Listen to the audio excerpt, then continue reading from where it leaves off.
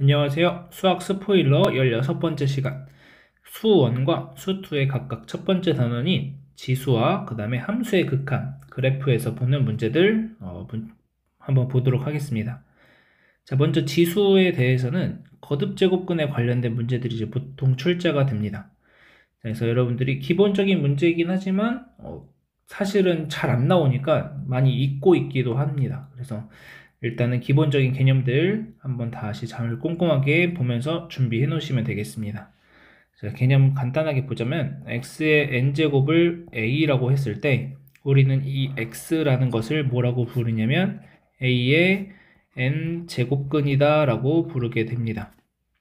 자, 그러면 여기에서 이제 여러분들이 기억하셔야 될 것은 n이 홀수냐 짝수냐에 따라서 n이 짝수, n이 홀수냐에 따라서 이 x의 실근의 개수가 달라진다라는 거죠. 딱 거기까지만 기억하시면 됩니다. 자, n이 짝수일 때 대표적으로 x의 제곱이라고 생각하신다면은 그래프 모양이 이렇게 아래로 블럭인 그래프가 그려집니다. 자, 요거는 n이 커지면 커질수록 이 간격이 좁아드는 것 뿐이지 모양 자체는 계속 이렇게 나오게 됩니다. 자, 그래서 x의 n제곱. 자, 그래서 n이 짝수일 때. 자, 그러면 y는 a라는 직선을 그려서 a가 이렇게 양수일 때, 그 다음에 a가 음수일 때, 그 다음에 a가 0일 때, 이렇게 세 가지 나눠서 생각하시면 됩니다. 자, 그래서 a가 양수일 때는 지금 보시는 대로 실근이 몇 개 나오냐면 2개가 나온다. 자, 그래서 그 2개는 플러스 마이너스 n제곱근 a라고 써주시면 됩니다. 자, a가 0보다 작을 때는 딱 하나에서만 만나고 그 값이 0이 된다라는 거죠. 그 다음 a가 0보다 작을 때는 안 만나죠. 지금 요 그래프랑. 자, 그래서 이때는 없다. 이렇게 얘기하시면 되겠습니다. 그럼 n이 홀수일 때는 어떻게 되느냐? 자, n이 홀수일 때는 대표적으로 x세제곱 그래프 생각하시면 되고 이렇게 왔다가 이렇게 올라가는 거죠. 자, 그러면 여기에서 이제 어떻게 긋던지 간에 하나의 교점은 생기게 된다라는 거죠. 이 함수의 그래프와 x의 n제곱 그래프와 빨간색 직선이 어떻게 되든지 하나의 교점은 생기게 되는 거죠.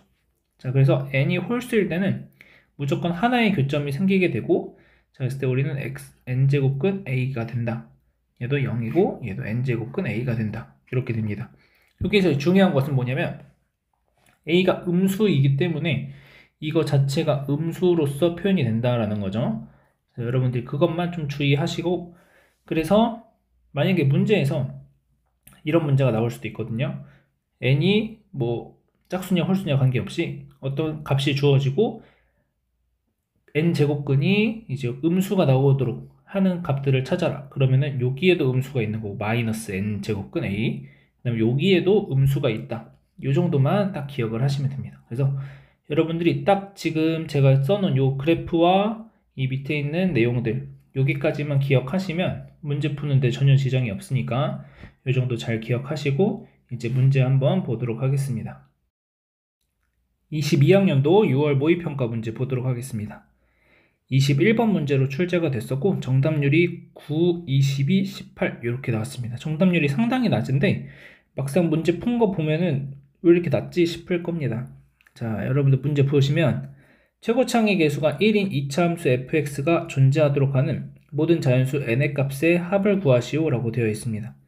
자, 일단 fx는 2차 함수다. 최고창 개수가 1인 2차 함수 fx. 자, 그 다음 x에 대한 방정식 x의 n제곱 빼기 64 곱하기 fx는 0이 서로 다른 두 실근을 갖고 각각의 실근은 중근이다 라고 되어 있습니다. 자, 그러면 여기에서 아까 얘기했듯이 n이 홀수냐 n이 짝수냐에 따라서 얘가 실근의 개수가 바뀐다 라고 얘기를 했습니다. 자, 그러면 n이 홀수라고 한다면 이게 그래프가 계속 증가하는 이런 형태, n이 짝수라고 한다면 이런 아래로 블록인 이런 그래프가 그려지겠죠.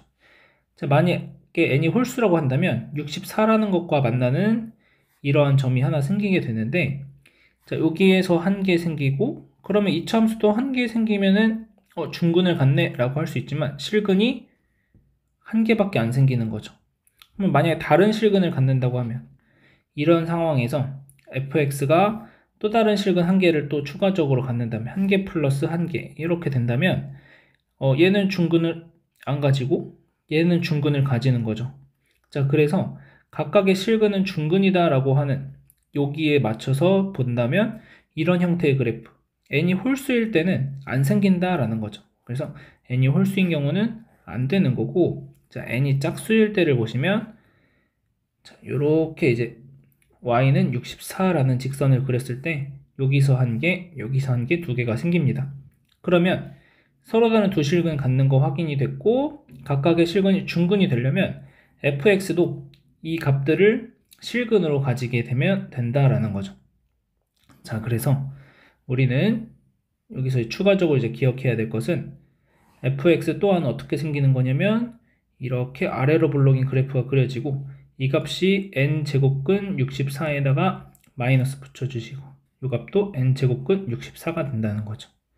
그러면 지금 얘를 x축이라고 했을 때 fx가 실근 두 개가 생기는데 이 실근 두 개가 각각 n제곱근 64와 마이너스 n제곱근 64, n제곱근 64 이렇게 두 개가 나오면 마이너스 n제곱근 64가 중근을 갖게 되는 거고 n제곱근 64도 중근을 갖게 되는 상황이 발생을 한다라는 거죠. 자, 그리고 나조건 함수 fx의 최소값은 음의 정수이다. 자, 그러면 지금 fx가 이렇게 그래프가 그려진다고 한다면 일단 최소값은 이 꼭지점에서 가질 텐데 음수가 되는 건 확실한데 이 음수가 정수여야 한다라는 거죠. 자, 그러면 fx를 식을 써보면 x 빼기 n제곱근 64 x 플러스 n제곱근 64 이렇게 쓸 수 있는 거죠. 그럼 얘를 곱하시면 x제곱 마이너스 n제곱근 64의 제곱 이렇게 됩니다. 자, 그러면 얘가 최소값을 갖는 y의 값이니까 이 값이 정수가 되면 되는 거죠. 그래서 우리가 최종적으로 봐야 될 것은 n제곱근 64의 제곱이 정수다라는 것을 따지시면 됩니다. 그럼 얘가 정수가 된다는 말은 얘가 2의 6제곱이니까 그러면은 n분의 6제곱 이렇게 되죠. 2의 n분의 6제곱의 제곱이니까 n의 2의 n분의 12제곱이 되는 거죠. 얘가 정수가 되려면 n이라는 것은 12의 약수가 돼야 되는데 약수 중에서도 짝수인 것들이 돼야 된다는 거죠. 약수 중 짝수. 자, 그러면 12의 약수들을 보시면 1, 2, 3, 4, 6, 12 이렇게 6개가 있고 여기서 짝수들을 보시면 하나, 둘, 셋, 4개 이렇게 나오게 되죠. 그래서 이 4개의 숫자들을 더해 주시면은 우리가 찾는 n의 값들이 나오게 된다는 거죠. 자, 더해 주시면은 이게 10이니까 12, 24가 정답이 된다. 이렇게 보시면 되겠습니다. 그래서 여러분들이 요 n이 짝수냐 홀수냐 먼저 판단하는 거 요것만 이제 잘 해보시면은 그 다음부터는 문제 쭉 이렇게 해결이 된다. 이 정도 보시면 되겠습니다. 이어서 23학년도 9월 모의평가 문제 보겠습니다. 정답률이 45, 67, 61 이렇게 나왔고 11번 문제로 출제가 되었습니다. 자, fx가 마이너스 x 빼기 2의 제곱 플러스 k에 대하여 다음 조건을 만족시키는 자연수 n의 개수가 2일 때 상수 k의 값은 이런 문제입니다. 자, 루트 3의 fn이 n의 4제곱근 중 실수인 것을 모두 곱한 값이 마이너스 9이다 이렇게 되는 거죠. 자, 그러면 x의 4제곱이 루트 3의 fn제곱이 된다 이렇게 되는 거죠. 자, 그러면 여기에서 실수인 것은 어떻게 나오게 되냐면 x가 플러스 마이너스 4제곱근 루트 3의 fn 이렇게 된다는 거죠. 이 표현이 이렇게 돼야 되는 거죠. 4제곱근 루트 3의 fn 이렇게 됩니다. 자, 그러면 얘를 좀 다시 써보면 플러스 마이너스 여기 안에서 3의 2분의 fn제곱이 되는 거고 이 4제곱근이니까 3의 8분의 fn제곱이 되겠죠. 자, 그러면 실수인 것을 곱하면 플러스 마이너스니까 똑같은 거 곱해주시면은 마이너스가 나오게 되면서 3의 4분의 fn제곱 이렇게 됩니다. 자, 요 값이 마이너스 9라는 거죠. 그래서 플러스로 바뀌게 되고 얘가 3의 제곱이니까 결국 4분의 fn이 2가 되는, 그러면 fn이 8이다 라는 것을 알게 됩니다. 자, 그러면 이 fn이 8을 만족시키는 자연수 n의 개수가 2가 된다라는 거죠. 자, 그럼 저 fx가 이렇게 생겨서 2,k에서 꼭지점 가지는 이런 그래프입니다. 자, 그러면 자연수가 두 개가 돼야 되니까 y는 8이라는 직선을 이렇게 그려줬을 때 여기가 자연수가 나와야 된다는 거죠. 자, 그럼 요 값이 1이고 요 값이 3이 나와야 된다라는 겁니다. 자연수 두 개니까. 자, 그러면 여기 2에 대해서 대칭이 되도록 두 개 잡아주시면 1, 3밖에 안 된다는 거죠. 자, 그래서 1,8을 지나야 되니까 f1이 8이다 라는 조건을 이용해서 k의 값을 찾아내시면 마이너스 1 플러스 k가 8이 되니까 k는 9다. 그래서 2번이 정답이 되는 거죠. 그래서 이렇게 이제 여러분들이 문제를 해결해 주시면 되겠습니다.